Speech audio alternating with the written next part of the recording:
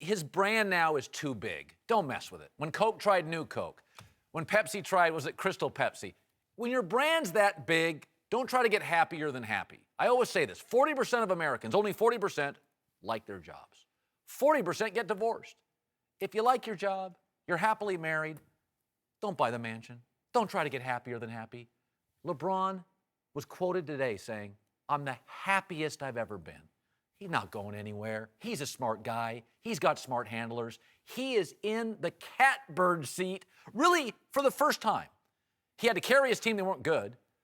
Then he went and won titles, but everybody hated him. Now he wins titles in the town he wants, and everybody loves him. You can't do better than that in sports. You can't, but he can shore up the rest of the leverage he wants in Cleveland from Dan Gilbert. Again, my understanding is Dan Gilbert loves LeBron, still isn't quite comfortable with LeBron and his entourage. They don't have complete run of the franchise the way they did originally, where Maverick and Rich Paul and everybody could do whatever they wanted.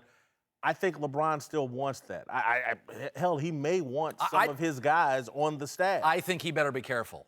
Seriously, you and I have talked about this. When you demand power and you can get it, you do. I think LeBron needs to stay in his little lane here. He is an incredible basketball player, good businessman. He's not a GM. He's not. He's not a GM, but he has more tricks in his bag than everyone else, and he pulled them all out against Golden State, won a title. Keep in mind, what was the franchise when he left with Dan Gilbert and his crew running? They were garbage.